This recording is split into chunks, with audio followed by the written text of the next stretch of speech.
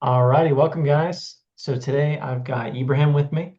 Ibrahim Tencer. I'm sure you've seen his name around the internet on Socionics websites and Discord and such. Today he's going to be talking with us about aspects. So we're going to have a discussion, but I'll go ahead and let Ibrahim take the lead. Okay, so I'll assume you guys are familiar with socionics to some degree. So, way back in the day, there was, you know, uh, Aushra Augusta. She had these very abstract definitions of the I am elements or aspects. We can talk about the difference later, but it's not really a big deal. And she would say that, for example, like Ti is external statics of fields. And then she would like go on and define, what external means, what, fields means. It's like fields is like introversion, right? Which means like her in her interpretation, it was connections or relationships between things. And, you know, uh, statics was, it was supposed to be like, you know, uh, sort of discrete things or like something that doesn't change continuously. And, but, and then there was those definitions, the very abstract definitions, which I guess she called aspects. And the more concrete definitions, which were about, the psychology of like TI and like, saying things like, TI is about, logic and uh, structure, how things are organized and things like that. And there was this sort of big disconnect between the sort of like theoretical definitions and the practical definitions. So I saw this and I was like, so, somebody should try to like bridge the gap, like yeah, in the practical understanding of the IM elements was like, they would be associated with some like bag of themes, like TI is about structure, it's about, logic, it's about organization. It's about, uh, like logical argumentation, all these different things that are not, it's not sort of clear how they're related or what the most fundamental thing is. So my research sort of started by back in like 2012. I posted this thread and I was like, well, what if we tried to come up with the essence of, I didn't use that word, but like the essence of each IM element and what it means to use it. And I also had this idea that they're like goal oriented. So TI is trying to make things more logical, more organized, more coherent and consistent. you know um NE is trying to, sort of, uh, go towards more, allowing for more possibilities or something like that, or exploring things. So that was kind of where it started. And later on, I kept refining the my understanding of the IM elements. And I should say, there's also, obviously in socionics you have the types, you have IM elements, you have functions, you have relationships, and they're all their dichotomies. But the IM elements are sort of like the most concrete and rich part of the theory that is it's just more accessible, I think, to define them. And we just have all these different, themes that we can see in practice. And the types get kind of messy, because there's sort of a collection of all the IM elements. We all use all the IM elements to different degrees. So, and the functions are like they're like very abstract, and we don't really have definite a lot of things we can definitely say about them. And the relationships are just like we have no idea what's going on with them. We they're because they involve the types, first of all, which are already complicated. And but they also have to do with the functions and IM elements. So it's like, the things we can say about the relationships are like, it's there's not a lot we can say at that right now. Okay, so back to the IM elements. So like, basically I was trying to, look at the different themes associated with the IM elements and see if I could sort of systematize them better. And I found different ways of doing this, and usually in like partial ways, like I it was sort of easier to see the structure of the irrational elements and how they all fit together. I did this like more early on, and like basically, SI is about the current state. It's about how things actually are in the moment, and NI is about by contrast, it's about like some imagined state that's not real. It's or it could be real, or it's like it might become real if this thing happens, but it's not. It's sort of the opposite of SI in that sense. And SE is action, so it's like or I should say it's like a change or a transition between states. So it's sort of between SI and NI. And so, the SE can take the current state and turn it into something else. And hello, are you? Oh, I just Yeah. switched when I switched. Okay. So, and NE is about is what it does is it creates potential for action or changes, and so that's sort of one starting point, and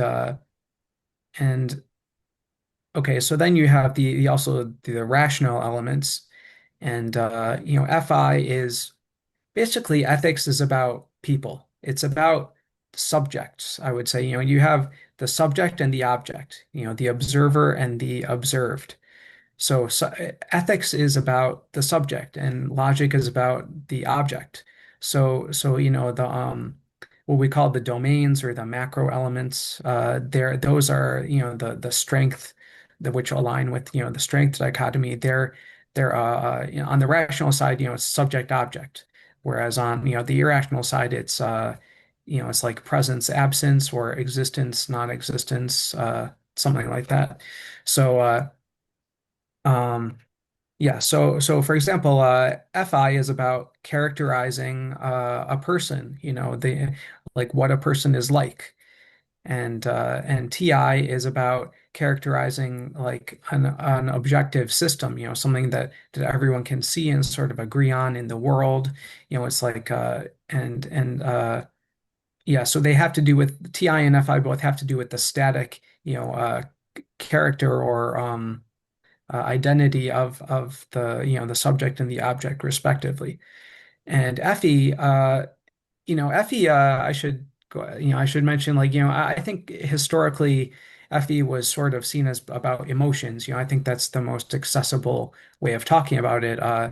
Effie is it has to do with emotional expression, but what I found is that actually it makes more sense to think of Effie as communication in general and expression of anything that's inside you, like your beliefs, your thoughts, your motivations, uh, which has to do with like your intentions, what you're going to do in the future, and and and so yeah, so basically I define FE as communication or expression, and TE is conversely. So FE is so expression is like comes out from the subject, right? But it's Mm-hmm. going to the object. So Mm-hmm. it's sort of like, a mix of the two. It's like it has an internal component and an external component. It's about what's inside you, but it's Mm-hmm. also expressed externally, through, your facial expressions or what you say and do. And yeah, so and TE on the other hand is okay, so this definition might be a little even more controversial because I defined it as observation on my blog. I have this article, The Information Aspects, that where I talk about basically these definitions, and so TE is about, instead of expressing information, it's about gathering information from the world. So it also has an aspect of the objective and subjective, whereas TI and FI are purely objective or subjective, respectively. So, so that means, it's about objective data like TI, but it's also our subjective, collection of this data. Like you don't, when you observe something, you're not seeing the whole thing, like or a person even, you're not seeing all the information about an object in your environment. And Kant called this like, the noumenon and the phenomenon. That's one way of thinking of TI and TE. And the whole thing the whole identity of the object is like we could say the noumenon, or it's like, but I think it's better to think of it as the source of the objective data that we're observing, rather than something totally disconnected from us. And yeah, so TE, so it's about objective data, but it's also, going towards the subjective, which is FI. So it's the endpoint has to do with the values. So FE and TI are both going towards the objective, and TE and FI are going towards the subjective. Okay, so these are sort of my tentative definitions of the aspects, which I think are sort of the most fundamental way of looking at the IMEs. And so Aushra, she used she didn't define things like super clearly, but it seems like she was calling aspects. I'd need to look at what she said again, but I believe she would talk about aspects as being, like external statics of fields, uh, internal dynamics of bodies, or whatever it is. And for her, the IM elements, the elements of information metabolism, are somehow more like psychological. They have more to do with, the person, how they process information, as opposed to being this sort of abstract metaphysical thing, which is not, I mean, for her, it was like some sort of physicsy kind of thing. And but the way I see it, like the I sort of used her terms, but I'm sort of changing the meaning slightly. So for me, the aspects, they do have a psychological component, like especially the rational ones, like FE and FI are just about people, like they're about subjects, people in this system are information processors. People take in information, they express information, they take actions, etc. So so yeah, I think the psychological part is like it's fundamentally, you can't take it out of the foundation of the system. But for her, she was trying to do it in terms of physics. I think actually it should be the other way around. Physical concepts should be in terms of socionic ones, but that's another thing. So okay, so that's what she thought, aspects and elements were, what she defined them as. But for me, the elements are, well, I'm still sort of figuring it out, but my conjecture is that basically that you have aspects as this fundamental uh, uh, reality, and then you have information metabolism, but you also have energy metabolism. So there should be elements of information metabolism, and there's still going to be the same eight things, TIFE, TEFI, etc. But they're going to be have slightly different, semantics associated with them. So, these themes that I was talking about for each IME or slash aspect are going to be sort of better organized, if there's IM elements and there's EM elements, energy metabolism elements, and aspects. So I haven't really talked about this anywhere publicly yet, but basically the idea is that IM elements are ways of generating information or gathering information about whatever it is, whatever occurs to your mind, or about the world, about yourself or other people. And the energy metabolism elements are about making changes. So they could be even, internal changes to your own mind, or actual changes to the world. And uh, so yeah, we have that. We have, SI, like uh, what's a good example? So, like any as an information metabolism element is going to be coming up with possibilities, for how things might happen in the future. And as an energy metabolism element, it's going to be generating something, which is, I mean, we're going to interpret it as an additional possibility, but basically it's going to add something to what already exists as like a potential. So, I mean, in that sense, I mean, they're sort of overlapping, but um, or like, for example, oh yeah, so SE, SE as an energy metabolism element is just going to make any kind of change. Any change that you make is an example of SE. Like it's so the system is kind of is self-referential. It's like people use the word fractal. It's which is why it can be confusing. Like people, you say like, TE is about information, which it is, but aren't all the IMEs about information? Well, it's about perception, right? So you can perceive different things in the same object. Kind of, yeah. I mean, what you mean the IMEs are about perception? Yeah, well, you're saying it can be confusing because sometimes they're both happening, at the same time or in the same domain or so basically I'm just saying, well, it's like we're going to focus on different things, right? So ultimately, if we're looking at the object and I notice something different than what you notice, then, we're basically seeing the same information in different places. I suppose I'm still trying to understand. I feel like it's kind of abstract right now, so I'm kind of having a hard time figuring out like in what context you're talking, right? Okay. So, yeah. Okay, so okay, just let me just finish this. Okay. No worries. So yeah, so SE just like, as an energy metabolism element, it just makes a change. It changes the state of reality, we can say, Mhm. or the state of anything. But you can think of it as like, the present moment is a state. And you do something, so it changes how things are. You raise Mhm. your hand or something, Mhm. you like Mhm. push something, so that's SE. And that's SE as an energy metabolism element, but as an information metabolism element, SE is going to generate information about uh, basically demands, you can say, or Leverage, maybe. not exactly, but like if you're looking at a goal, you want to know what you have to do to get to that goal. And SE is going to say, you gotta do this. Okay. That's like you see SE, SE ego or SE base types commenting on that a lot.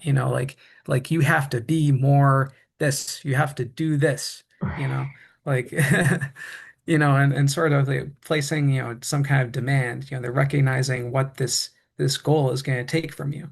And and if you apply it to the present, but if you apply it to the present moment, it actually tells you like what effects have been made. This part is a little bit less semantically clear. Maybe I'm not explaining it well, but it's like what has happened. So it's a little bit different from SI. Like it is about what is real, in this moment, but it's more about like what has happened to get to this moment.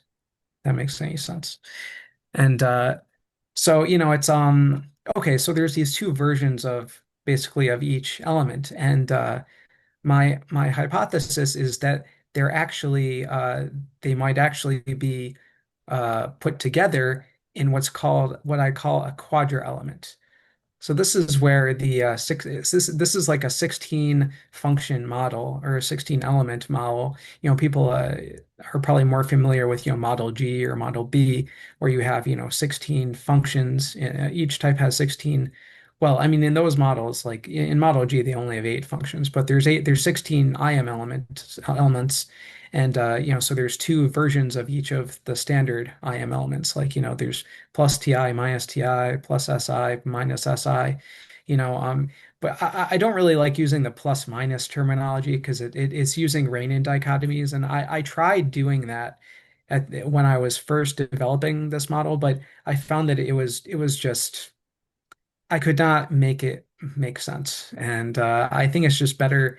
Um, I started looking more at the elements as fitting together based on relationships. And so for example, like alpha TI is going to be very closely linked with alpha NE. And so it's you don't need this, like, I don't know, for Golenko it might be more close, like like if alpha TI is LII is TI and you know delta NE is IEE is NE, then for for Gulenko it might be he might want to look more at the connection between the alpha TI and the delta NE, but I found lately I've been finding that I think of them as quadras, as grouped into quadras. And so it's sort of coming together into this kind of system. So you have like um I can like make a diagram. So you have like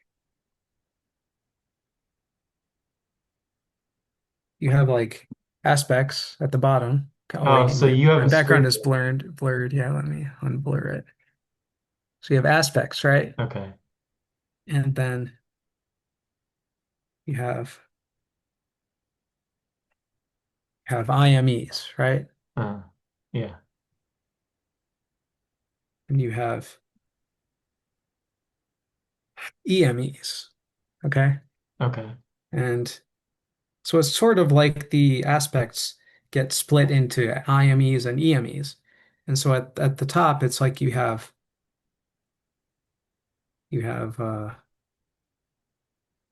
QEs or quadra elements. So there's like this diamond, right? Okay. And you go, from Uh-oh. the We went aspects from cube to diamond, didn't we? or a square or diamond, whatever you want to think of it as.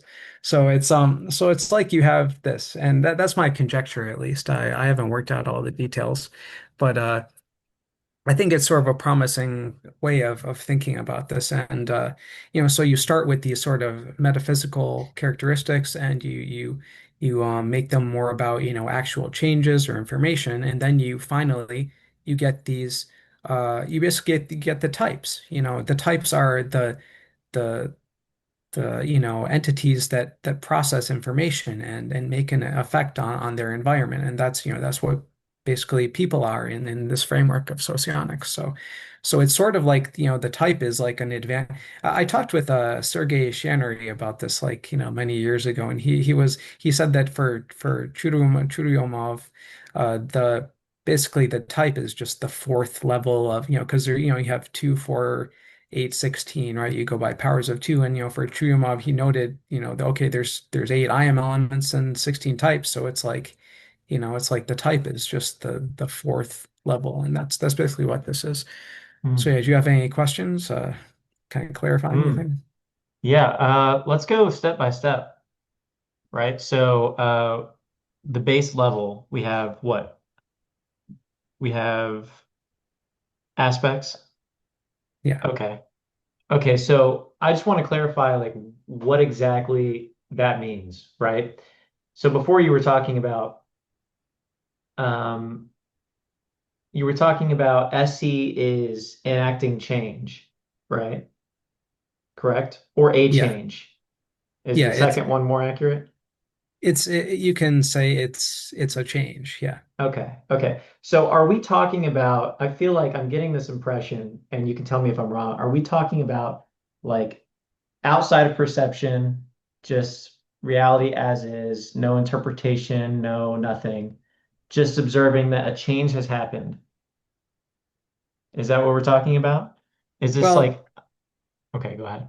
like I said, I think the like rational elements, you cannot really separate them from, you know, the person because that's Mm, what they're about. Ethics mm, is the person. But yeah, I mean the irrational IMEs are a little bit more like detached. You can think of them as being, you don't need to, they're not about the right, subjective right. reality. Yeah. Yeah, I mean, because perception is about input, basically, right?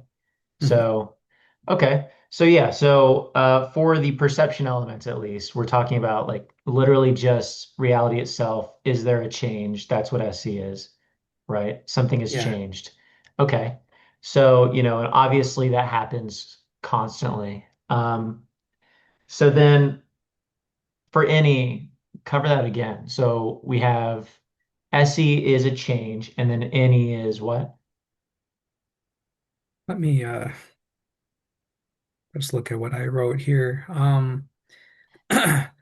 Okay, so So basically, so SE, like, you know, typically what it is, is you have a choice, right? You have a choice to take this action or that action.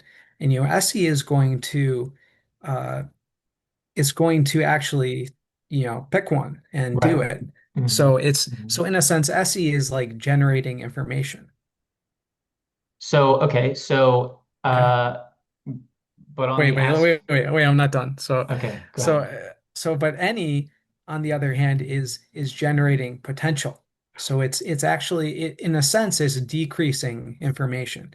So it's like, you can imagine like, okay, what if you like forgot what you just did? Or if it somehow never happened. That's sort of what any is. But, I mean, in practice, what it means is generating potential for the next action you're going to take. So it's like a question and answer. Any is the question, SE is the answer. Right, right. So, but talking on this on a more abstract level, right? Mhm. Because in that case, you're sort of talking about acting and not acting, right? But in my mind, we're not talking about acting or not acting. We're talking about whether there was a change or whether there was not a change, right? I mean, yeah. So SE, I use the word action or the word change. They're sort of interchangeable a lot of the time. Hmm. Uh, So I'm just trying to understand each of these on their respective levels, right? yeah, So as we go down and we start talking about level 16, right, where we're talking about the types, right, or level four or yeah. whatever, um, then we're talking about actions, right? So before that, we're talking about something more abstract, right? So this is not about a person necessarily, Right. right? So I mean, I guess what the better answer is just that I was maybe not so careful in how I was talking about it. And yes, yeah, at this level, it's about changes, Okay. and yeah, it's not technically actions because for an action there has to be an actor. And So so on this level as well, for any, are we talking about possible changes? Right? yes, Like for instance, if we were to freeze time and like create a conjecture on all of the different ways that something could happen in the next instant, all of those ways would technically be, any or potential as an aspect, right? yeah, yeah, sort of. I mean, it's or it might be more as an IM element, but any it basically how can I put this? It's like going backwards or removing information somehow or it's like generating a space for information to occupy. So I mean even like if you take an action, like think about it, if you before you take an action you have to know that it's possible. Like you cannot Right. like take an intentional action without first knowing that it's possible. So it's Okay, but that's still on a subjective level, right? Like that we're still talking about, I'm not talking about subjective as in like how I interpret it. That's true regardless. I see what you're saying. But we're still talking about a person. We're still talking about an instance where a person is involved, right? But purely informationally, that's a little different, is it not? Well, I mean, that was just an example, but I mean, Right. if you want to rephrase it and say like, okay, you have to, before you make a change, the change has to first be possible. Okay, Okay, there we you can go. say it that way. Right. So it may seem nitpicky that I'm going in this order, but I actually think it'll make this really clear, right? So Sure. that's why I'm doing it this way. Okay, so basically, it's all of the possible things that could happen. That's any. All of the actual change that does happen is SE. Okay, and then SI. How would you describe that? It's like I said, it's like the actual state. It's what exists. Okay, what So is? yeah, what Okay. is. And so then later, I know that you mentioned something earlier about SI being how something has come to be or something like that. You said That something was like SE. that. That was SE. Okay. Okay. Well, good. Then we can table that. Um, and then for NI, say that one more time. Fundamentally, NI is what does not exist. It's what is not. Okay. Hmm. Okay. Or you can say it's like negation, because I mean, how do we access what doesn't exist? It's only by negating what is, basically. Right. Could you say that it is what will be on this level, on the purely abstract level? Yeah, on this level, it's well, I mean, if the action is completed, then it is what will be. Okay. Okay. All right. I see what you're saying. Because there's nothing that says that change has to occur. There, Right. things could just all be the Right. same Right. forever. Right. Yeah. Yeah. Yeah. Okay. Okay, cool. I think I'm satisfied there with those elements. Okay. So, but once we move into the judgment arena, we can no longer talk in that domain, is what you're saying, right? Well, it's going to be inherently about, people and the world and how they interact. Okay. Okay. So, and then I believe that and this is actually, I think, opportunity for more discussion because I believe that what I recall you saying about FE was that it was. Go ahead and say it again, and then I remember more about what I was thinking than what you said. Okay, so yeah, traditionally FE was supposed to just be about emotions, right? Hmm. And even Rick DeLong, he wrote this article about FE and or about like FE bases, and what he said was it was external emotional expression, and that phrasing like sort of struck me, and like it made me think like well, what if FE is about expressing anything? If it's about expressing Communication, right? yeah, communication. If it's about expressing opinions, then it's like it makes perfect sense why FE complements TI. Like if Hmm. it's emotions, like it's like what do emotions have to do with logic? It's like, we think like, Spock or something. It's like the emotions are the opposite of logic or something. Right, right, yeah. But in beta quadra, like most obviously, it's like, you have like this you know, uh political, or maybe like religious or, some kind of ideology, like some way of seeing the world, and you want to convey it to other people. And that's how FE and TI work together in beta, for example. Hmm. And Hmm. so, yeah, does that answer your question? Yeah, I think so. Yeah, I was thinking about this the other day, and I felt that affectation was a big part of it, right?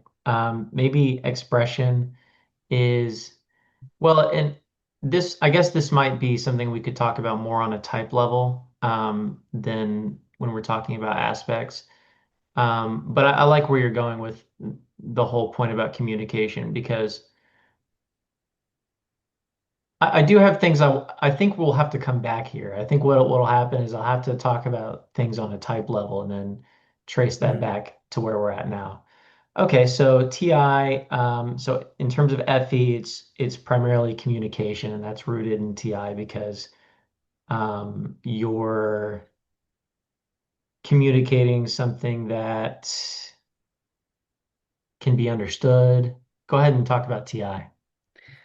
Okay, so yeah, like, so remember I said TI is the world, basically, it's the Mhm, object. mhm, mhm, And so FE is like it's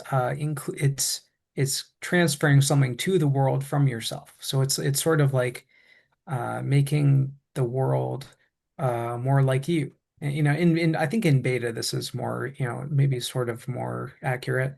It's sort of making the world conform to how you view things, or like your beliefs and things like that. And okay, so I mean, so if you wanted to talk about TI, so yeah, TI is like I said, as an aspect, it's the object. And so the object is uh it's defined by its total behavior over all of time.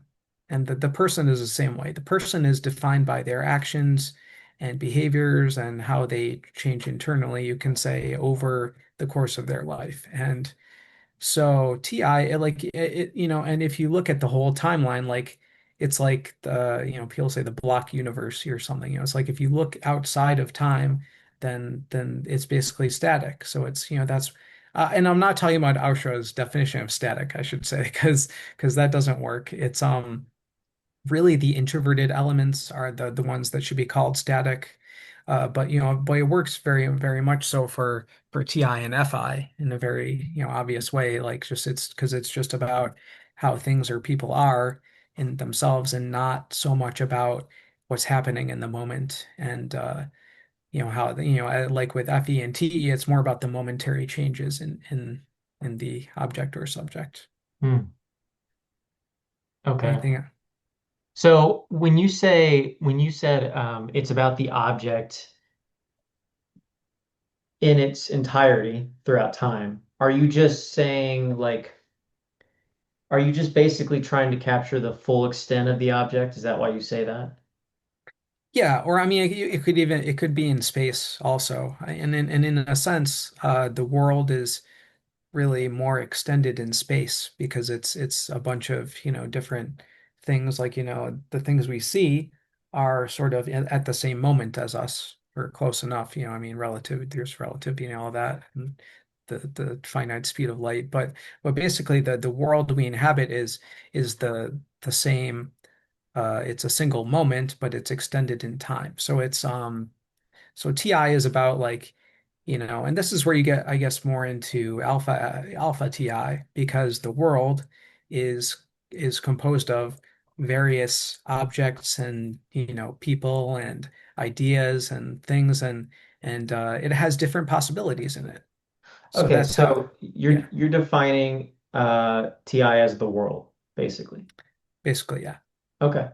And so as an how aspect. yeah, yeah, as an aspect. So then I think that's a good point to talk about TE, right? So how would you define TE? Okay, so TE is just the well, it is, I mean, it is observation.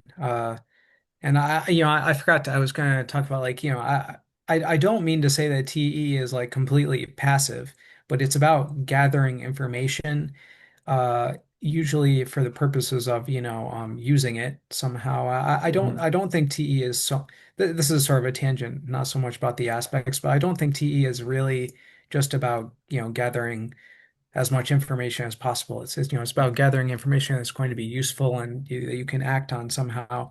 But okay, but as an aspect, yeah, it's like it's taking in information. And and a little bit above that, we can say it means the changes in the object, Mhm. which as opposed to TI, which is the I use the word nature. Yeah, it's the nature of the object or the world. Right. And that I mean things that So the what we observe. workings, Yeah, maybe. I mean, I guess so, but but what you observe, what you take in from the world is naturally going to be changes. We cannot like just the way our minds work is that we don't if something stays the same, we it's almost as if we can't even perceive it. you know? What do you mean by that? Well, like if it was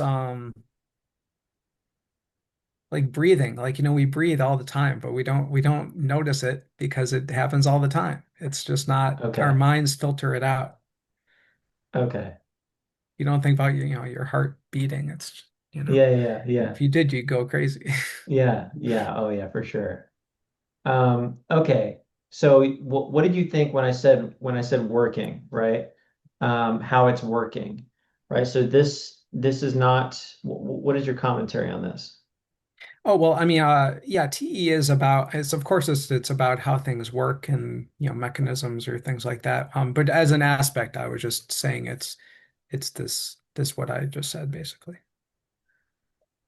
Information? Yeah, yeah, Okay. information. Huh. That so I have a hard time with that. I have a hard time with that because I have a hard time grasping that in the realm of an aspect. Just because, you know, well, you could say what is information? Um, but if we're gonna remove it from the individual, then it's just I feel like it's almost catching everything. If that makes sense. Like if you say information and we're just sort of talking about reality outside of people and things like that, then information catches everything, catches all the other elements, right? So what about something like, because I feel like when you say workings or the working, it's almost like how things are working. Then you can kind of say, okay, well, over time, for instance, things are doing, they have certain behaviors. And so it's different to define the object, which might be human being, than to evaluate or to look at how the human being functions, right? And that's sort of the human being in motion, right? Um, that would be like maybe the working, right? But then if that's where I'm at with this, right? But if you just say information, it's too broad. I feel like it covers everything. So like if we are talking about an aspect level, to say that like basically TE refers to the way in which everything is operating or working, I feel like that's clearer almost than to say information, which would catch everything else. I mean, is like I said, is sort of unavoidable. It's just TE is a process of taking in information, and it's I mean, I mean, To the you person, could though. yeah, it's always the person or subject that's taking in the information. So it's like you cannot separate it from our subjective, perception and Oh, right. understanding. Okay. Okay. All right. We'll move to FI then. Okay. So you maintain that that's right, because I kind of forgot that you said that it had to be connected to people for the judgment elements. Um, I should say though, I don't like the terms perception and judgment because like those are from MBTI and they don't really work so well, in my opinion. well, I mean, I hear you, but at the same time, you're telling me that it can't work on a aspect level without people. Oh, I just mean like perceiving and judging because you're using that, you know, thinking and feeling or judging Right, and right. I don't really subscribe to that. Okay. Okay. And then we have FI for the aspect. So go ahead and cover that one more time. Okay, so FI is about, the individual person. Mhm, Uh, so it's about this, specific characteristics of a person, and if you get deeper into it, it has to do with their intentions and their actions and how basically how their actions manifest their internal character mhm, traits and mhm, mhm, intentions. mhm. Okay, so now that we've gone through aspects, so then we move into it was a diamond, so there's different ways we can go, right? Is that right? Yeah, yeah, Okay. So we had aspects, and then it's either information metabolism element or energy metabolism element, right? yeah, yeah. Okay. And then energy metabolism element is how, like, it's basically the production of information. Is that right? Yeah, you can see it that way. Yeah. Okay. Okay. And then information metabolism element, how would you define that? Well, it's the taking in of information or, generating it within your mind. And the cool thing is that you can think of them as like, IM is or information metabolism is input and energy metabolism is output. And so that also has to do with, values versus strengths, and it also has to do with rationality versus irrationality. So really, the EM elements are just specifications or instantiations of SE, and the IM elements are just instantiations of TE because they have to do with information. Okay. I'm not sure. Not totally sure why that is. Why TE and SE are the ones, but the I guess because they have to do with more specific and things happening in time. Hmm. Okay. So, and then on the other end, we have the types, basically, or quadra elements, right? Is that what you wrote at the top, was quadra Yeah, elements? yeah, quadra elements. So the Okay. quadra elements are they're not identical to the types, but they do correspond to the types because there's one for each type. So they sort of blur the line between these element things and the types. Okay. Okay. So interesting. Okay. So why don't we talk about,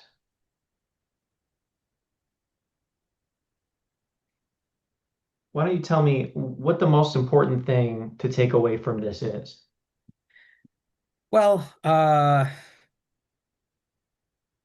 I guess for one thing, the fact that, the human being is actually a fundamental part of reality, and this is not something you can really get away from because it's you have to understand reality as a relationship between the subject and the object, Hmm. and and uh, and and that relationship is, it's described by socionics in some detail, and I think, uh, yeah, some people have sort of misguided, they think they're just going to define people out of reality and say that we're just, collections of atoms and molecules or something, but we do really have an important role to play. Okay, that makes a lot more sense to me because I was having a hard time moving on from talking about these separately. Like if we're going to talk about aspects and we're going to say that it's something about like reality intrinsically, then but you're basically defining reality based on the subject as well. So that's why you have this conditional basically that the perception elements are effectively the contact, direct contact with reality or of reality, or and then the judgment elements are pertaining to the vehicular like interaction almost. Is that fair? Something like that. So yeah, the you can think of the irrational elements as having to do with time because Mhm. they deal with transitions between states, changes, and the rational elements are more spatial because they have to do with, the subject and object, you and the world, which are sort of you think of the world as being over there and I'm here, Mhm. right? So Mhm. it's more like space. Mhm. Okay. All right. So let's talk about how FE factors into communication on a type level, right? I feel like Sure, talking about the types might be useful. sure. So, okay. So when we talk about FE as communication, um, I I definitely see where you're coming from on this, and I think that I like it for the most part. Um, the part where I have some confusion is what okay, is like so for instance, if I look at an like an ESI, or I was having a conversation about an ESI like yesterday, and this is why I think it might be a good example, just because it's one that's fresh in my mind. Um, So we were having a conversation about, ESI's use of FE, right? And how, generally you can see that ESI is going to have some level of affectation occasionally, right? And, you look at certain types and they are more or less likely to have affectation, right? In the way that they express or communicate, right? And so when we get to like ILI, right?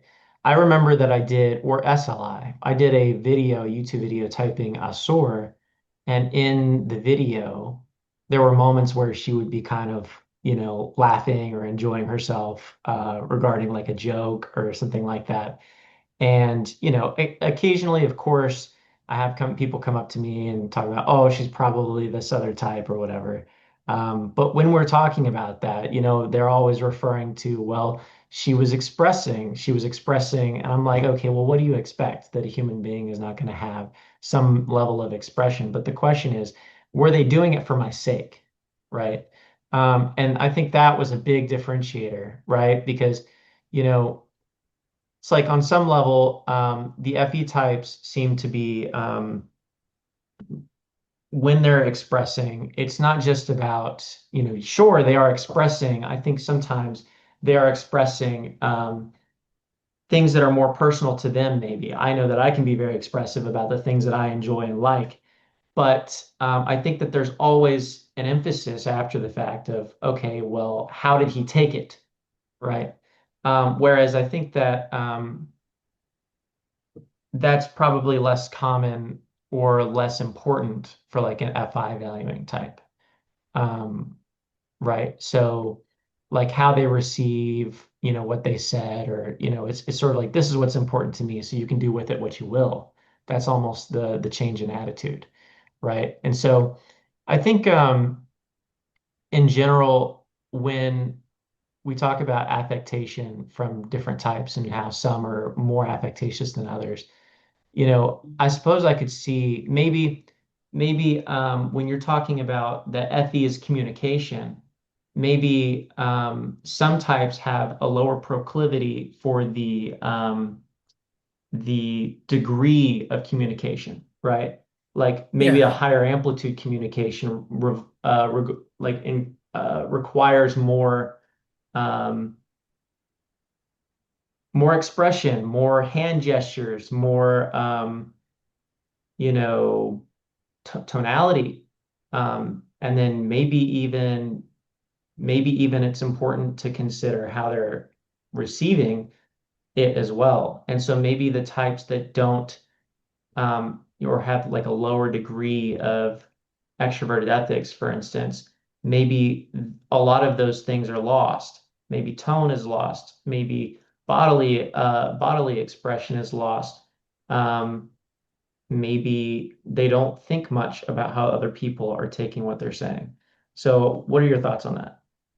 Yeah, so I mean, I think you may have a point with FE valuing types being more attuned to how they're being received, or trying to, tailor their expression to other people.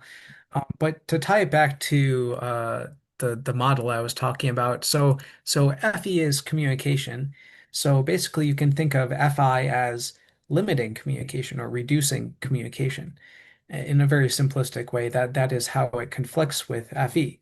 Just as, TI, their TE is information, so it's trying to increase information, whereas TI is decreasing information in some way. So the way that the I guess the I was thinking about this, like why would FI want to reduce communication? And so I was thinking about it, and gammas, the reason they don't want to communicate certain information is that information can be used against you. It's like, if you can communicate something that's very personal to you, then people can spread that and twist it and make you look bad. So basically that's why gamma FI uh, wants to limit communication to people that it can trust, And with delta FI, I think it's more about like maintaining harmony, between people. Like, you don't want to uh basically, deltas they can be sort of avoidant of, conflict and openly, airing grievances and things like that. And the reason they do that is, it's just to get along better with other people. That's the best way I can put it. Um, so they're it's trying to maintain like polite relations or something.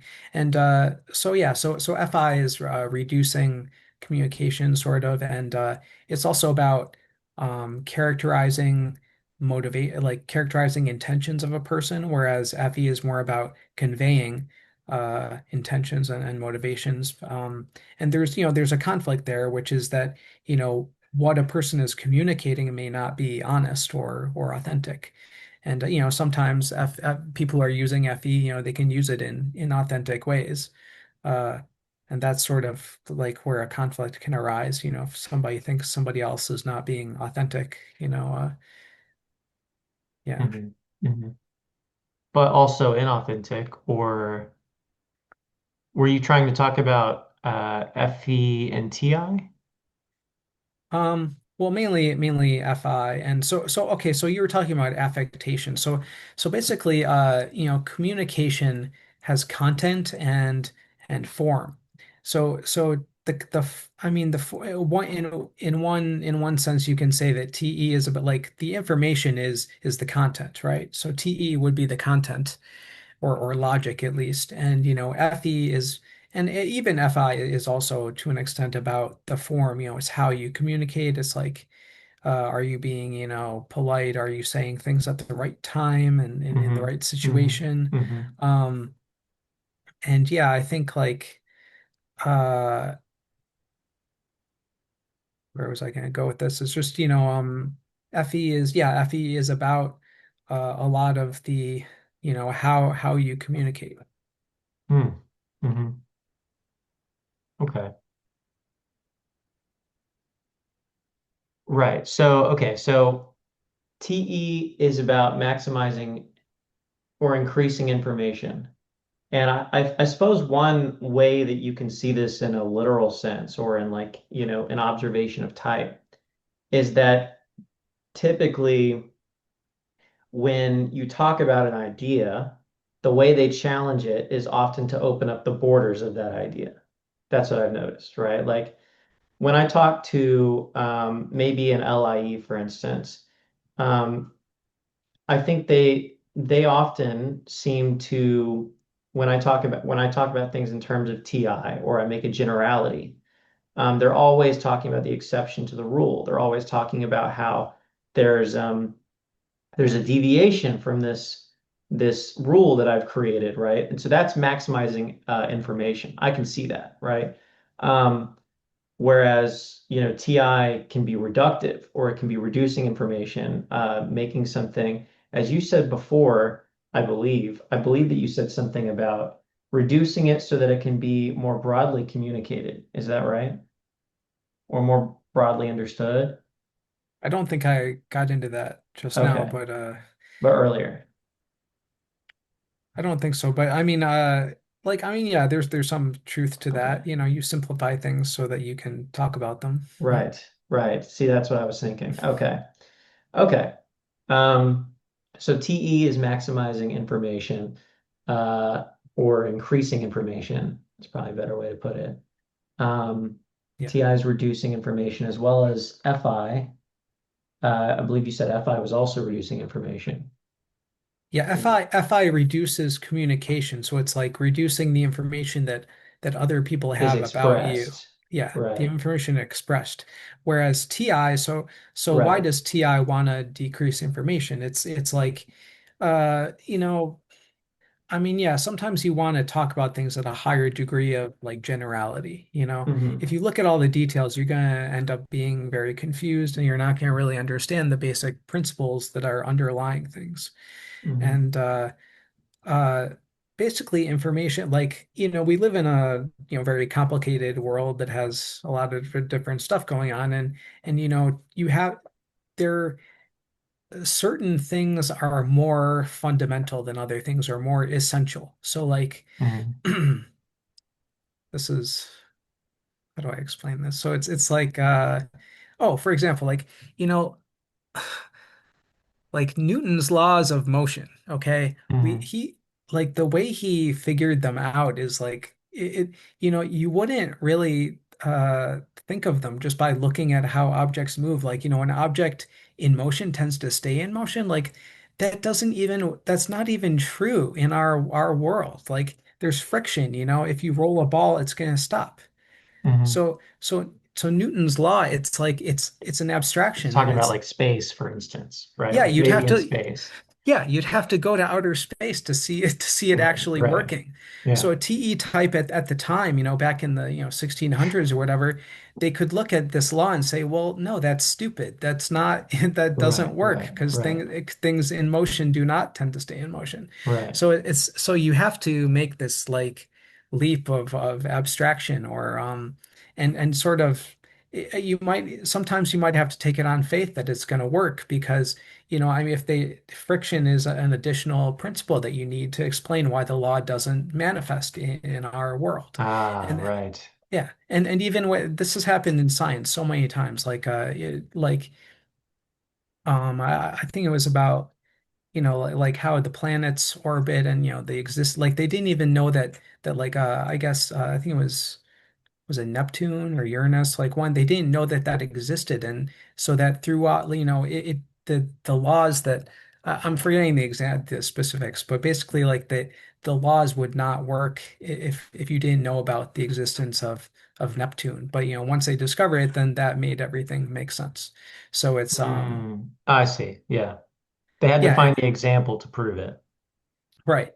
So so the laws like are that govern our world are sometimes obscured by the specifics of the world. Hmm. Hmm. Mm. That's interesting. Yeah. Yeah. Okay. Um, I'm going to come back down to the types. Okay. Something I thought about when you were talking was about how, you know, TE sort of needs uh, FI because if you're maximizing information, then you have to be able to reduce it in some form. But if the preference is towards more information rather than less information, then you have to introduce an element of, for instance, how you feel, right, about the information or what your personal feeling towards it is. Um, I guess that could sort of work. Like I mean, it I has to mean, minimize, like, okay, let me frame it like this, right? Um, you said earlier that TE is specifically about things that can be useful to you, right? yeah. And so in that way, that's reducing information, right? Because it's about you. It's about what applies to you and what you might care about, right? And so in that way, why would you care about information that does not actually benefit you or yeah, I think you get the point. Yeah, that's a really good point actually. So yeah, you're right. Like, maybe TE without FI is just sort of aimlessly gathering information or, just playing around with like cars or whatever Right, kind of right, right. gadgets. And it's Yeah. like, yeah, maybe it does need FI to sort of focus that. And you can see that in how FI and TE types interact. The FI type is like, oh, I have this, I don't know how to use my phone, show me how to do it. Like, Yeah, yeah, you yeah. know. Yeah. And whereas TI and FE should have a similar relationship, right? Um, just pondering that. Yeah, so I mean TI can like, give structure to FE, what FE is sort of expressing and feeling. Hmm. Yeah. Hmm. Hmm. Right, right. Yeah, okay. Okay, so trying to figure out where to go from here. I can actually, I was about, reducing information. So TI, another reason TI does that is to resolve contradictions. So it's more concretely like, we have a lot of information about the world and we need to, it's often contradictory. And so we need to, decide which parts of it we're going to believe and which ones we're going to discard. And, we have to, the way we do that is like, it's very messy and, it uses a lot of different, techniques and just rules of thumb or whatever. And, we decide to, trust certain people or we have like a certain basic framework for how we view the world, like a worldview. And, but yeah, if you have too much information, it can be inconsistent. But if you have too little information, it's not going to be informative. It's going to be, you're going to have pieces missing from what you know. Hmm. Hmm. Right. So where do you want to take this next? Um, well, I mentioned I have an article about the aspects. I also have an article about the quadra elements, and this is model A2. It's what I call model A2. It's my 16 element model, and I started working on it like way back in I don't know, 2012 or 2015 or something. And but I was thinking more in terms of like, these rings, benefit rings, and the contrary relation. I mean, the contrary relation is important. Like, it's important to think about how TI and FI conflict, or TI and TE conflict, and SE and SI. But lately I've been sort of thinking more about how the quadras, like the elements in the same quadra work together and complement each other. So that's why I renamed them Quadra elements, and I started calling them, alpha Ne, beta Ni, things like that. So, but yeah, this article is unfinished. So I only published the alpha and beta Right, I remember quadras. that. Yeah. Yeah, I'm still working on gamma and delta. I think I have like a basic outline of how gamma works. We can talk about that more if you want to. And I have some understanding of delta, but I feel Yeah, like let's talk about that. okay. So yeah, so gamma, let me pull it up. Uh,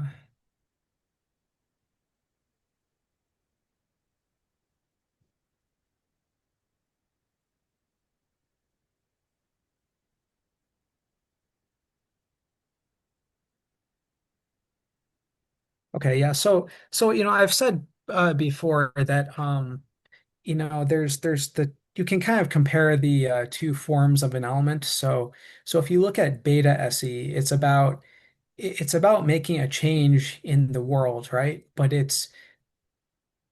the way betas often do that is through communication, because they value Hmm. FE.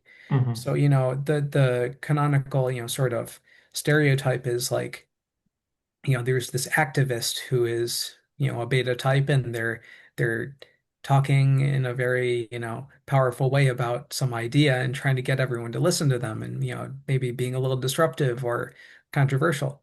And Hmm. so, betas, they try to, draw attention to some idea they think is important, or like some belief or Hmm. value that they feel is, not being paid attention to. But with gamma, the SE is more about taking direct action as an individual and enacting the change yourself. So it's it's more about being beta is sort of trying to control the world, or I mean, I don't want, it's not like, it doesn't have to be like a dictator or something, but it's trying to influence the world, Hmm. whereas gamma is sort of trying to be free of influence by the world or by other people. Hmm. So they can do whatever it wants, using, direct action and your own willpower. Personal So power. yeah. Okay, so that's gamma SE. So gamma Ni, like, okay, again, we can contrast it with like beta Ni. So beta Ni is like, generating some sort of ideal or uh, like vision, Hmm. whereas gamma Ni is more about see, this is one area where the plus minus thing kind of works. It makes sense, to think of IEI as being much more positive than ILI, and not, ILI is like it's almost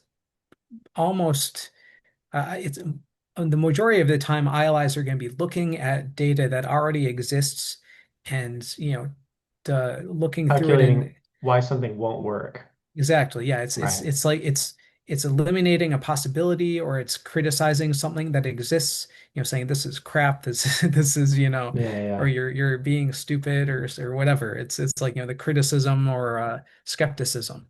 So so yeah, they're basically trying to eliminate something that exists. And actually gamma FI is sort of the same way, because there's a lot of people in the world, and you're trying to sort of sift through them, or uh find people that are, compatible with you, and and the other people, you just say screw them. Hmm. They're they might be enemies, or they might just be people you don't care about, but either way you're going to eliminate them from your life. So gamma is this like sort of very eliminative quadra. And even though, like, I do think like it is sort of Hmm. seeking like, your person or your goal, it does have this positive quality in that sense, but the majority of the time is going to be very negative and Mm-hmm. eliminating things. Mm-hmm. Um, That's really interesting. I've never thought about gamma as a quadra solely in that way, right? But in a sense, it's the eliminating quadrant. I thought that was interesting that you said that. yeah, Yeah. yeah. And actually like, oh yeah, so I have this so classically there was this quadra progression that I think it was Gulenko that emphasized this the most, which is this idea that alpha is literally the first quadra. Like they used to call Mm, it that, but I mean I assumed at first it was just like a convention, like they just had to come up with names. They literally called them, first quadra, second quadra, third quadra, fourth quadra. Then they came up with, alpha, beta, gamma, delta, which is a little bit more illustrative, at least, or at mm, least distinct from other things. But mm. but then Gulenko, I mean, way back in the day, like they had this, like, uh, so they sort of had this weird thing about ILEs. They thought ILE was Yeah, this like this, I remember.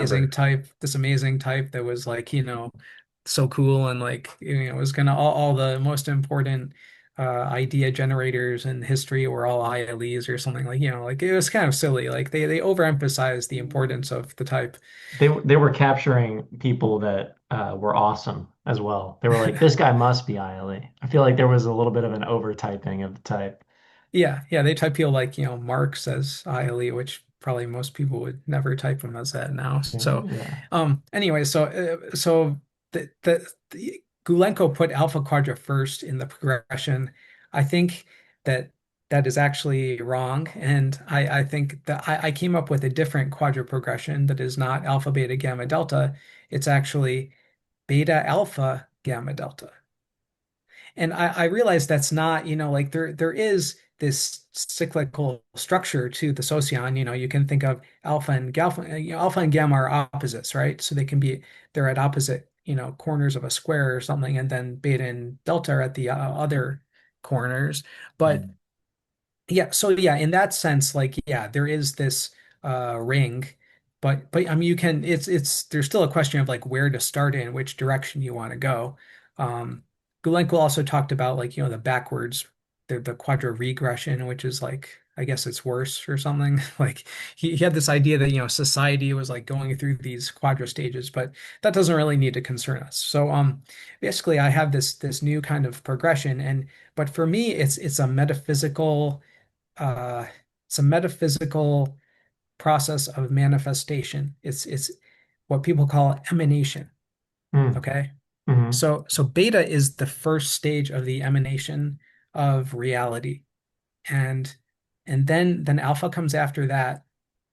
So these are the two, the beta and alpha are both expanding. So that's why FE is why they're FE valuing. So they're sort of expanding the it's like this is where we get into like theology sort of. I said previously that FE is like the love of the creator for the creation, because it's how the creation manifests out of the creator's power and will. So that's alpha and beta. But then, you have the creation which is dispersed and manifest in the world, and then you have to there's this tendency to want to try to cut down, the what exists. There's a lot of evil in the world. There's a lot of bad stuff and bad people and useless things. So that's where I mean that's where gamma comes in. mm. It's sort of it's the that's Purifying. why, yeah, it's purifying. It's eliminating. Hmm, It's going hmm, back to the source. hmm. So that's where gamma comes in. And yeah, I just wanted to point that out. So it's and So, then mhm. okay, so it goes, gamma could be called purifying. Beta, beta was the beginning, and you said it was an expanding. I've heard you talk about it in terms of the message, right? Is that in tandem with this idea? Yeah. So beta is it's like what we can call like prophecy. So the idea of a prophet is like somebody who goes forth with a message and, takes it to people. And that's sort of, I mean, beta has this sort of prophetic quality. Even, I mean, it doesn't mean that every beta is like a prophet or something, but a messenger or like an activist is sort of, they're Mm-hmm. communicating an ideal and something Mm-hmm. important. Mm-hmm. So, and that's how is that tied to like the creation, the beginning?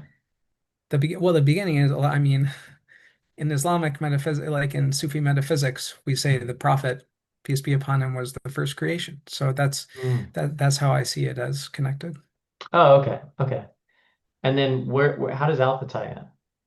So alpha, if you think of beta as being related to prophecy, then or the prophet, the reality of the prophet, then alpha is related to the sort of the community. It's mankind. It's maximal inclusivity. It's Right, because why would God create all these people? They must have some value, or like right, there must be some reason. So it's like, there is a reason that everything had what was created, and it's, to create this sort of like the beauty of the world. right. Yeah. Very cool. So then so it's basically uh the creation you could say of an ideal maybe, but larger reality. The the community, purification, and uh and sustaining or something like that. Yeah, Right? so delta is the last step. Hmm. And delta is, I think the classical idea of delta is basically correct, which is that delta is this, they just sort of maintain things, and as they Hmm. are, after purification, what is there left to do? You just maintain this Hmm. functional system. And I can get into the elements later. I didn't finish gamma yet, but yeah, the idea is, of deltas having to do with stability and maintaining things, I think is right. Mm, mm. Yeah, so I didn't. What I still have to do is And gamma TE, and did I do gamma FI? No, I didn't do. I think I skipped gamma FI. So, oh yeah, go ahead. well, I mean gamma FI. Yeah, it's basically like returning to or seeking out like some person, or uh it's like seeking out your beloved. It's Uh-huh. this, like you want to find that one person, who's going to complete you. And it's, I mean, yeah, it is about rejecting people. You have to select, like, your ideal mate. You have to reject everyone else in that choice. And yeah, I think, and it's also about, judging character, and how do you select or reject someone. But yeah, I think it does have this fundamentally like positive aspect to it also. Yeah. That's interesting because it makes gamma sound almost romantic.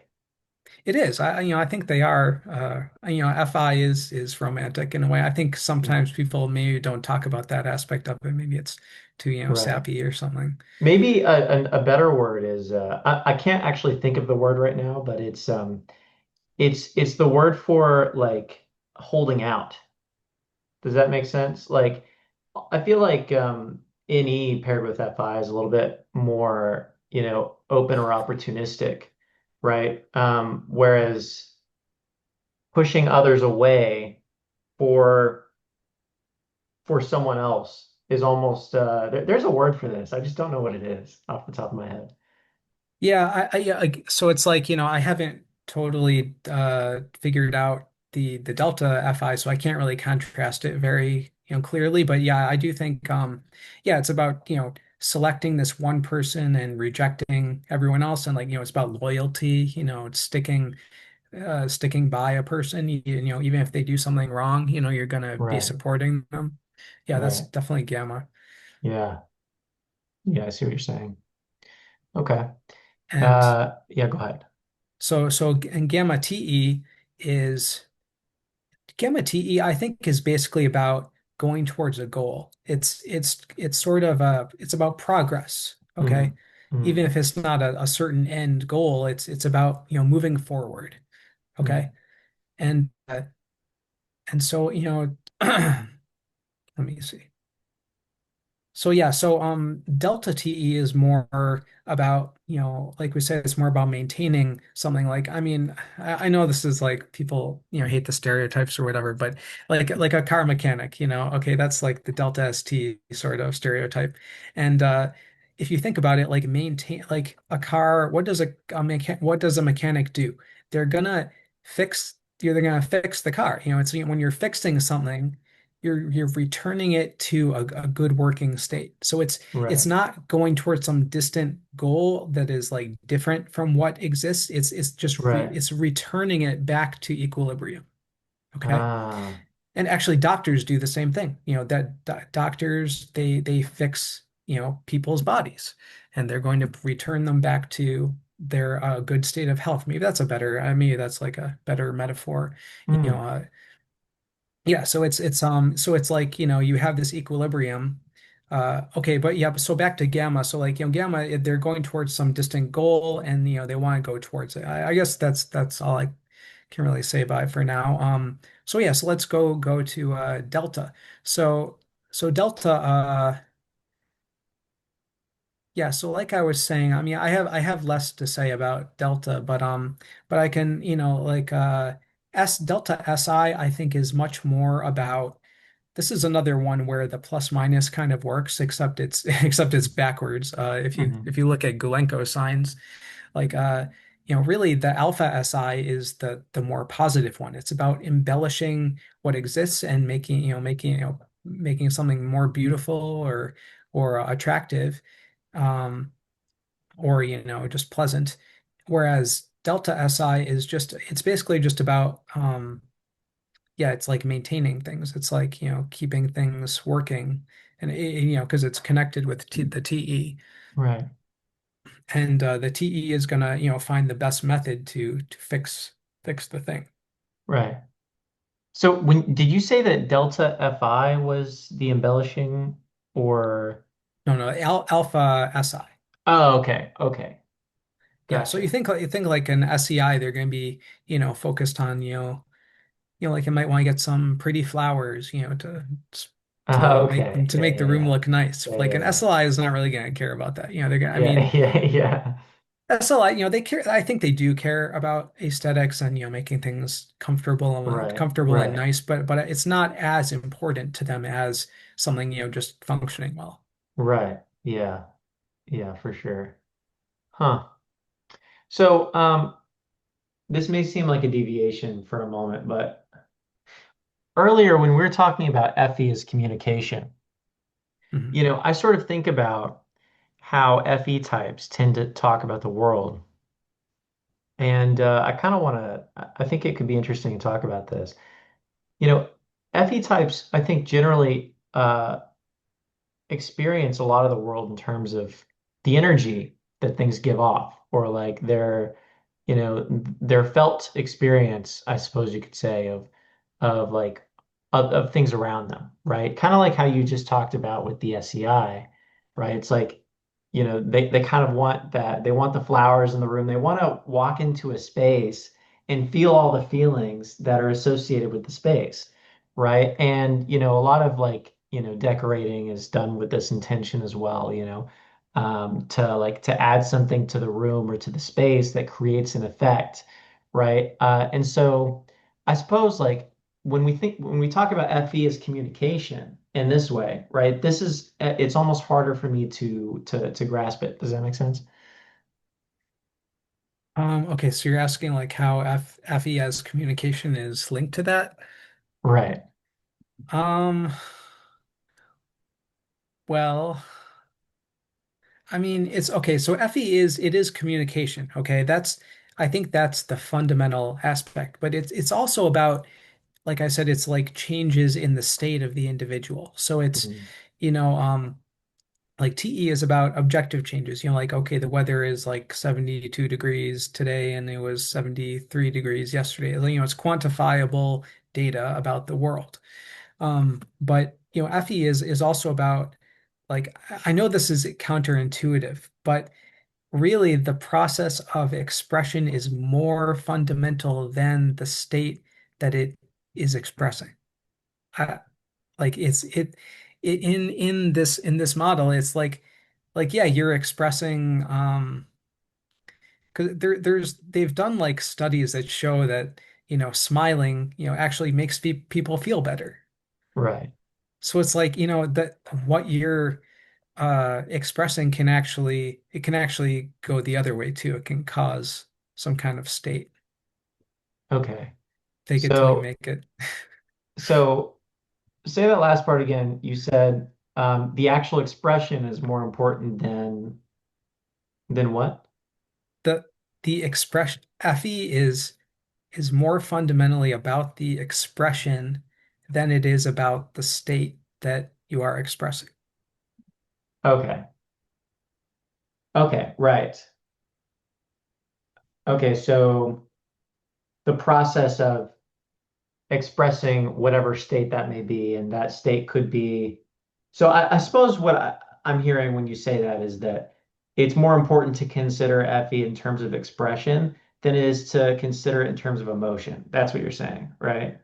Yeah, I think that's a very important point that Okay. maybe Okay. I haven't hammered it in enough because I think people maybe still don't get it. I mean you've been away from the community, so I'm not talking about you, but like yeah, because I think that's a very powerful piece of evidence for these definitions and this framework is that Mhm. FE is expression, and it's the reason is because it's extroverted. It's FE is the extrovert elements, the way I see them, are processes. They're active in some way. They're about changing things or multiplicity, and uh, and the introvert elements are about like things or like stuff staying the same. Basically, they're not Mhm. about Mhm. making changes so much. They are at different levels. It gets confusing because as information elements and energy elements, they uh they are about um that all of them are about making changes in some way, and they're all processes, but really that's coming from extroversion fundamentally. And that's what we're looking at when we look at aspects. Mm. So do you want to talk a little bit more about energy metabolism?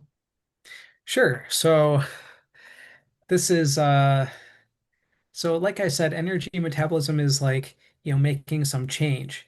And it's not necessarily a change in the objective world. It could be a mental change, like Mhm. but yeah, so like I said, any as an energy metabolism element is going to be generating something new, And SE is going to be just making a change. Any kind of change that you make is SE. And NI is like eliminating something. Uh-huh. That's yeah, maybe it's more like gamma FI, but that's Uh-huh. basically it. Okay. So and is the idea that with energy metabolism that you're like, is it called energy because you're expending energy to do something? Is that the reason? Um, yeah, it's like, well, what do you need energy for? Energy is to like move things, right? The most apparent form of energy is kinetic energy, uh which is how things move. And if you think metaphysically, movement is like if you're moving through a space of states, that means change.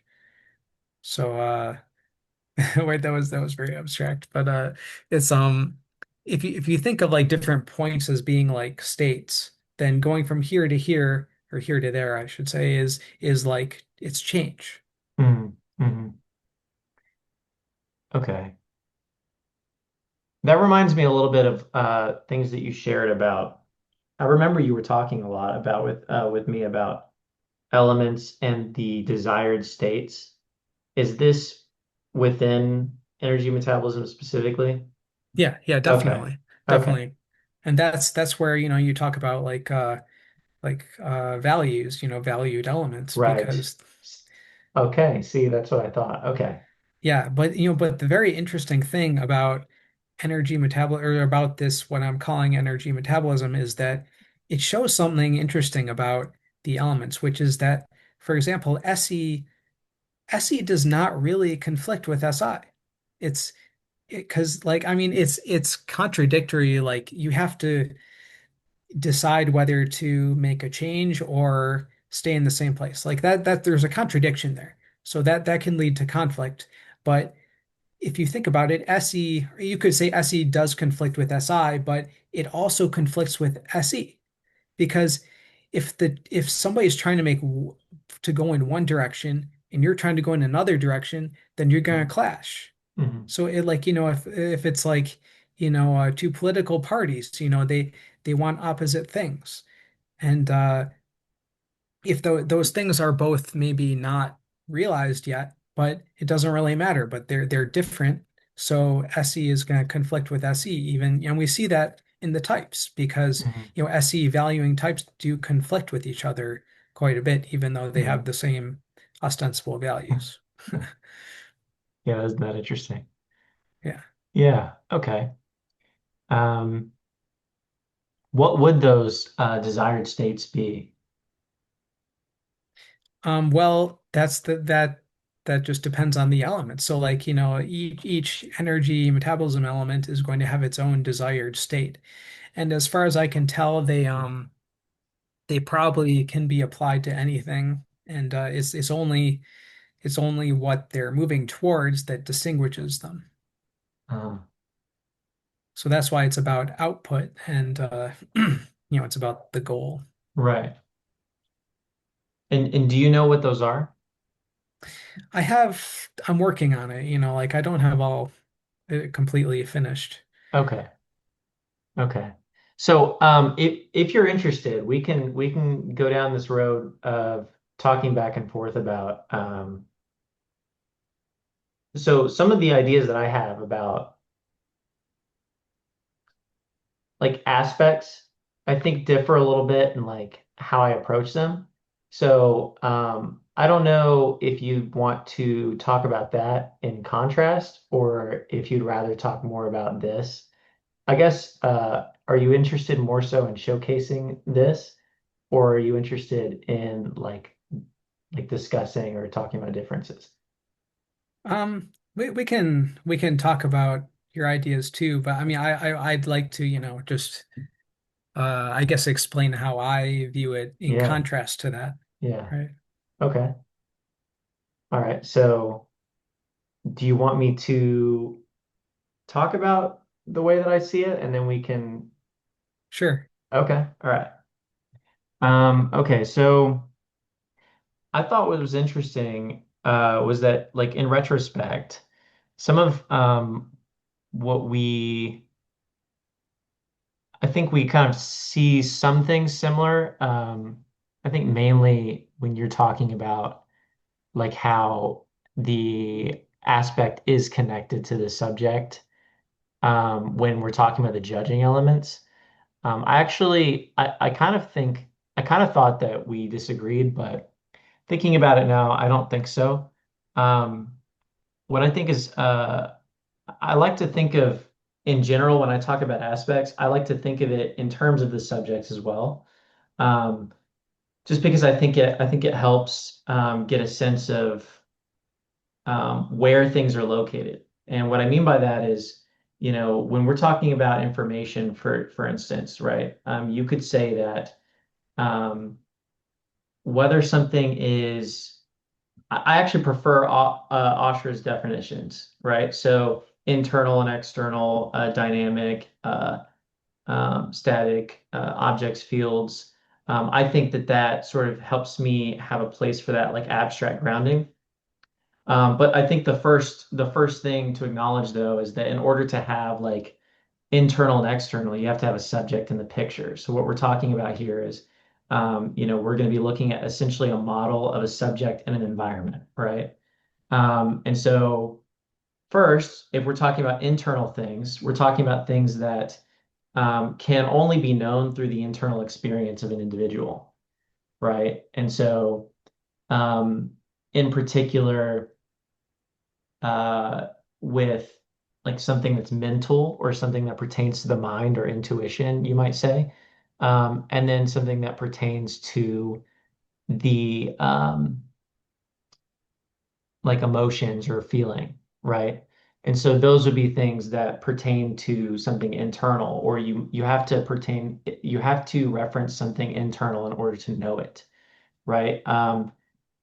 And so for you and me, that's we both have feeling, we both have emotions, and so therefore we can understand something. And so in like a more practical example, it's like if I ask you how something, like have you ever had the feeling of being betrayed, right? If I ask you a question like that, like you have to refer to some internal feeling in order to recognize or understand it, right? And so that would be, internal. External would be things that don't necessarily require like a don't require some internal like emotion or mental frame of reference in order to understand. So, for example, I can refer to this table and it doesn't really require much conceptualization to refer to the table, right? You don't necessarily need like any like processing of the mind in order to beyond just, biological processing in order to recognize the table. Um, and then we have ethics and logic. So, um, well, we talked about ethics, we talked about logic. So then we have intuition, we have sensing. So once we bring in bodies and fields, I feel like that sort of takes us into a new domain, right? So for one, sort of like you were talking about with the static object and then the field itself, right? So, types that are focused on the statics are going to inevitably conflict, um, even though that they occupy the same space. There's a difference in values here, right? Um, so this is where like my starting place would be for the aspects. And then um, after that, I would say, okay, well, what does it actually mean to use that information, right? And so that's where I think we'd be getting into elements over aspects. And so, like, for instance, you were talking earlier about emotions and how it's more important to recognize that the expression is the actual use of the element, right? Okay, so I would agree, and I would say that, in the case of the actual use of the element, that expression is the most important thing. But I would start by saying that it has to do with the state. So the Well, I aspect has to was do more with the state. Does that make sense? Can I just say I was saying that expression is the aspect for me. Okay. Yeah. See, that's where I think it differs a little bit, right? Um, so in your case, it's about expression itself or communication, right? Mhm. Is the aspect, which I have a little bit of a hard time with that just because I suppose it doesn't sound like something that's happening outside of, trying to figure out how to talk about this. It gets tricky.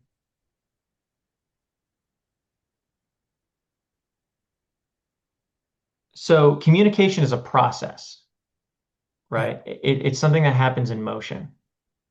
So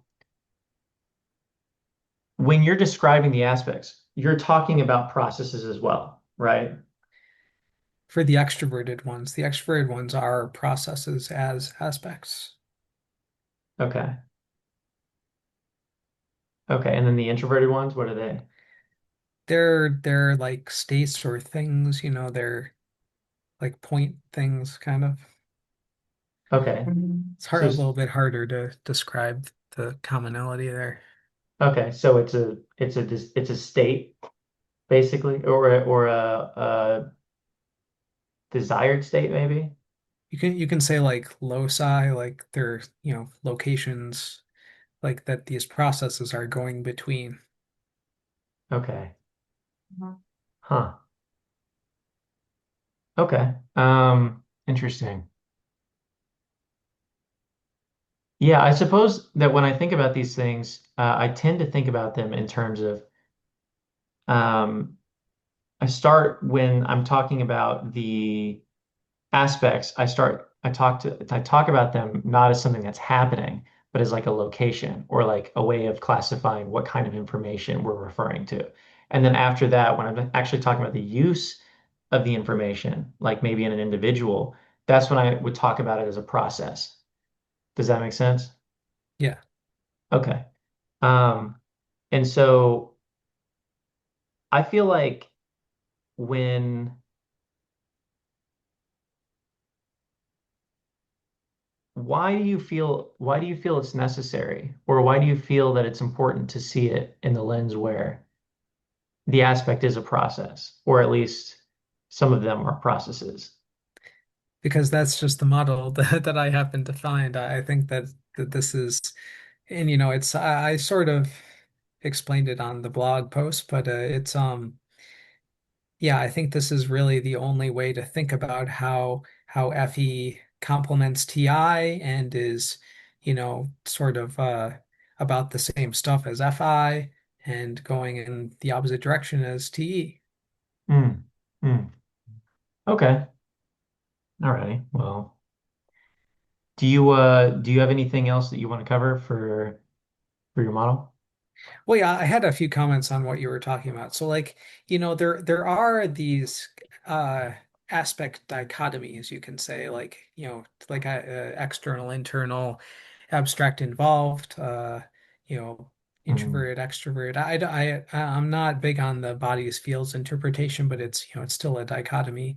Um, so like I'm not sure if I mentioned this in the article, but I see involved abstract as sort of being about what's near to you versus what's far away. Hmm. So the world is like I'm here, the world is there. The present is present, obviously, and Hmm. the past and future are distant. Hmm. So abstract involved is maybe the most obvious one that you can see there. And introverted, extroverted, we talked about it as sort of like a process versus a point thing. And internal, external is like, I mean, the interpretation I have of it is as like hidden versus apparent. Like intuition is about, states that are not that we cannot directly observe in the past and future.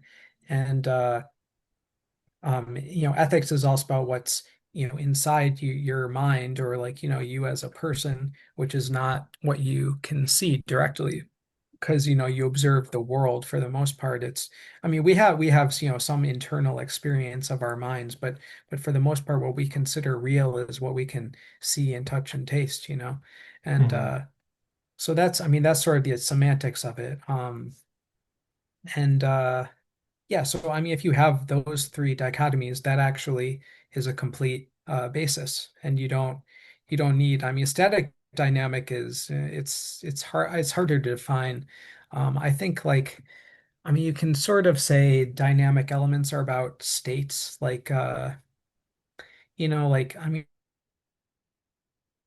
SI is about SI and NI are, you can say like SI is like homeostasis, right? It's about whether the state is, at a good place or not. And NI is like there's this funny word homeoresis, which means maintaining as opposed to maintaining a state, which is homeostasis, it's maintaining a direction. So it's like, you can say it's about, checking on whether the direction you're going is good and TE and FI and FE, TE and FE are about, the state of information at any particular time, which I said, is sort of fluctuating. But I mean, at the same time, like, I mean, isn't SE also about, I don't know. It's sort of harder to define static dynamic, I think. And oh yeah, okay. So that was one thing, and another thing is uh, the another reason that the quadra elements I think are important is that they're first of all, like I said, they're identified with the types, so it's sort of making the model more unified.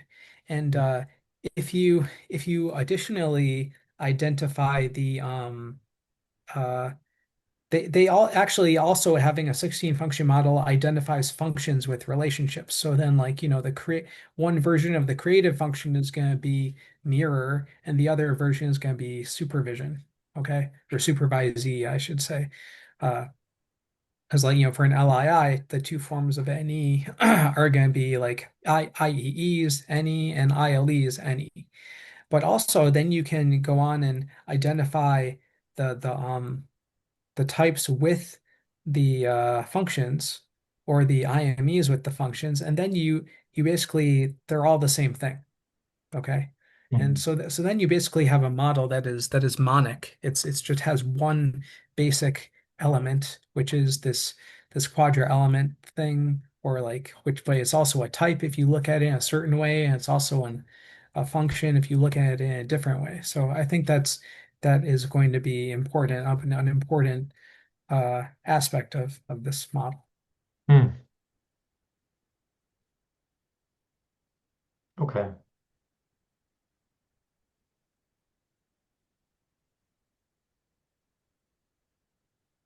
So yeah, I know it's like it's kind of hard to wrap your head around like the idea that, communication and like people are like a fundamental aspect of reality, but I think it's like very important.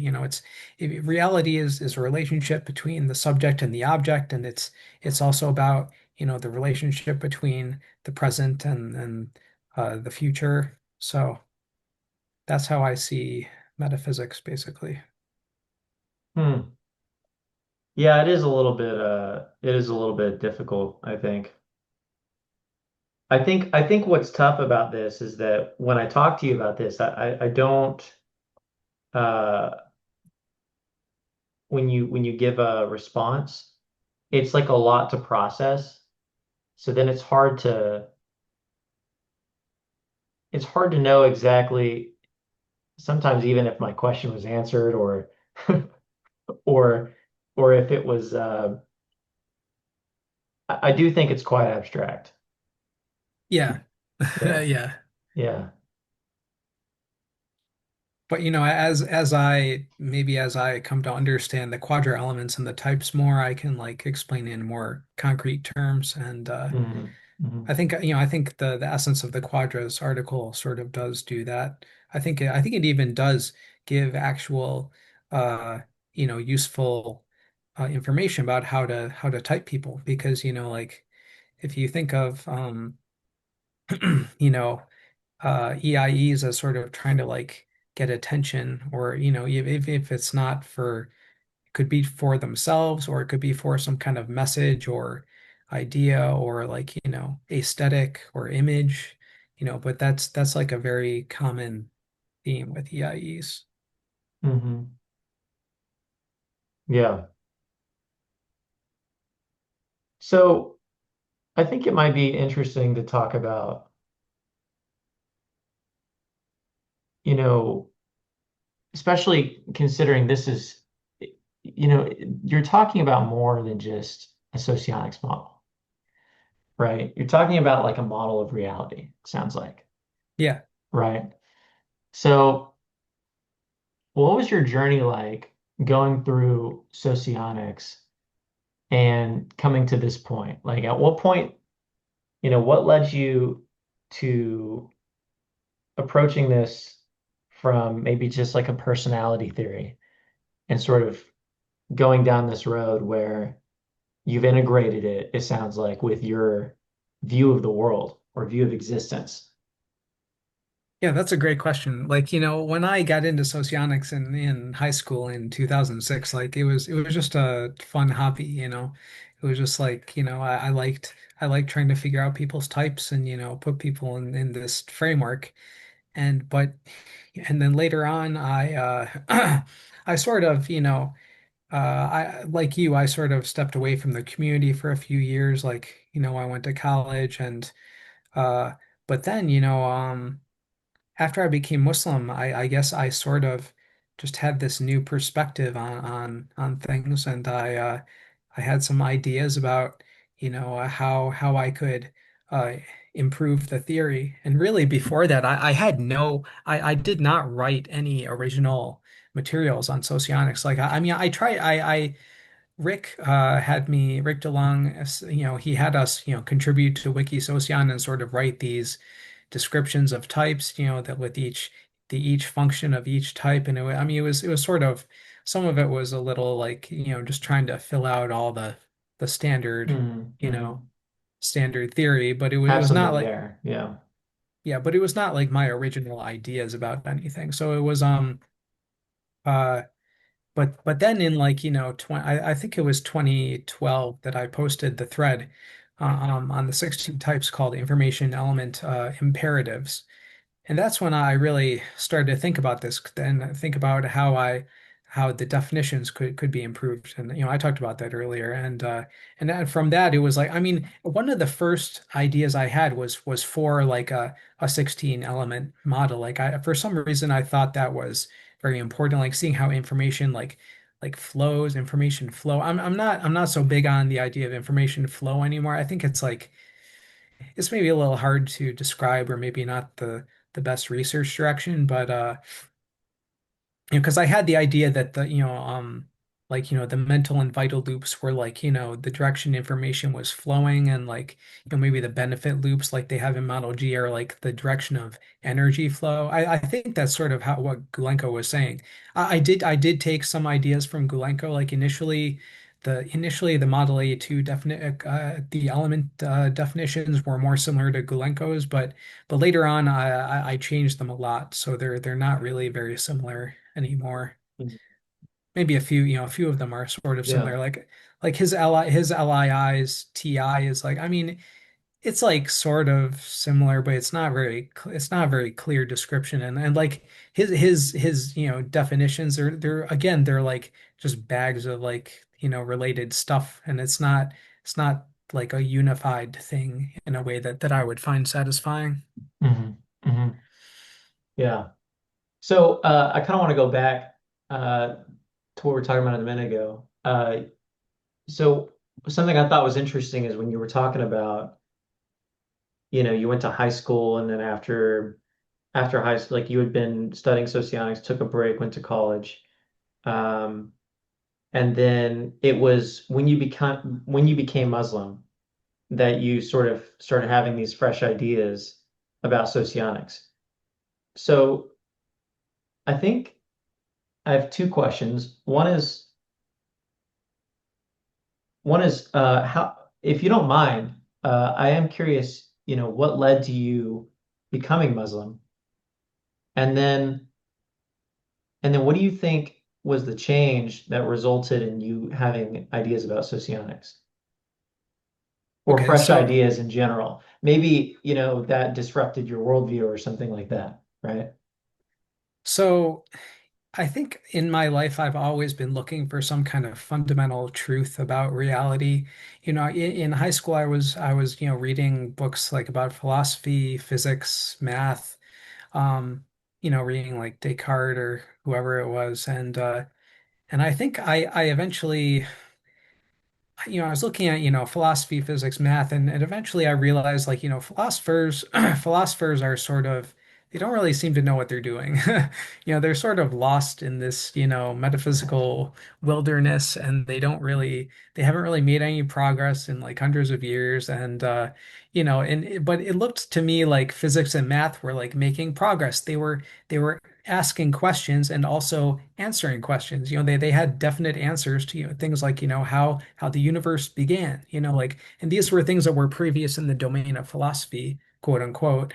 But Right. it's all what the Greeks called, natural science. It's all part of the same thing, which is trying to figure out the fundamental nature of reality. And so yeah, so I decided to basically go into math and physics. I was going to double major. I eventually just majored in math because I just felt it was more rigorous and more appealing to me. And but I did want to eventually do some kind of basically mathematical physics. And but eventually I realized like that it was that science and math were not going to explain reality, that the really important questions about reality. Hmm. And What are the important questions? well, like where do we come from? Why are we here? Right. Where are we Okay. going? What's, I thought so. I just wanted to check. what do we do? What do Yeah. we do in life? Like, math and physics cannot tell you how to live your life. Right.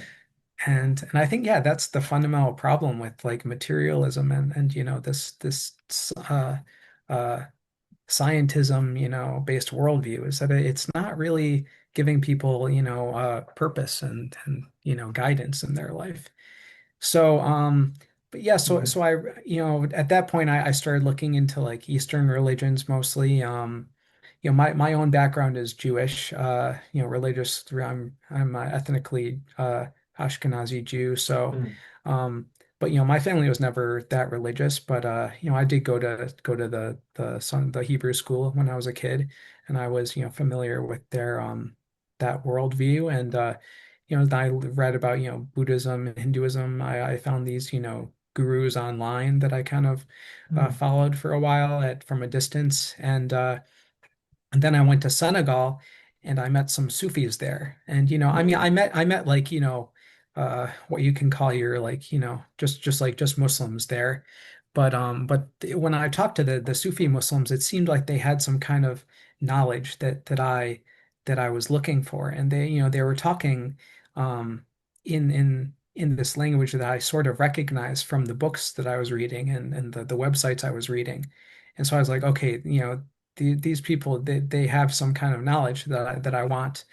And so I started I went to some uh gatherings, Sufi gatherings where they do what we call dhikr. It's like chanting different prayers and Mhm. uh using Allah's name and mentioning Allah's name to sort of get closer to Allah and yeah, I realized, I wanted to join that and they told me, you have to become Muslim to do this because that, being Muslim is like the foundation and Sufism is like the is like the peak. So it's like, you have Right. to have, you have to have the foundation first. And so Sort of so like yes, it's sort of like there's like the mysticism is like a something you have to achieve or earn or get to. You have to have the foundational knowledge, I assume, right?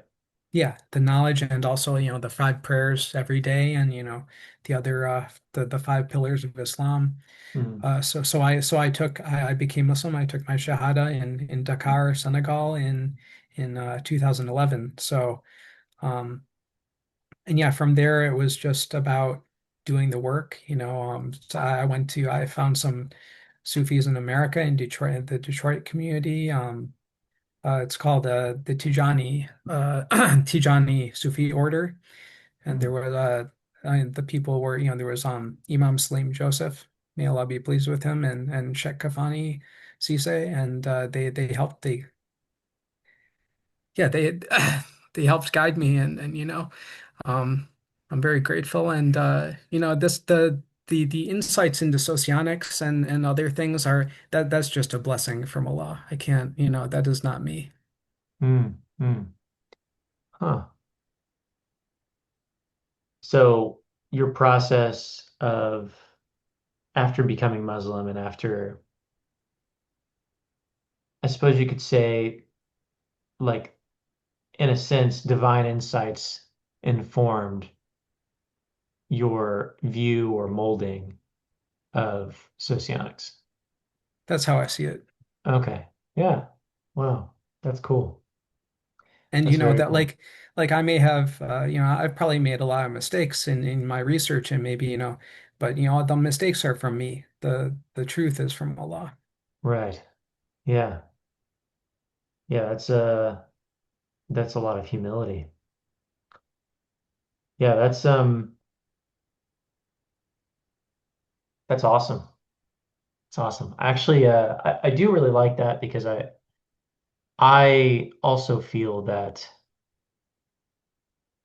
socionics is not simply a model of behavior. I struggle a little bit because, the community is less than desirable. It's in a sorry state. But I do think that when I think about the concepts in socionics, I do often find that there is a lot more profundity and depth to that reflection, um,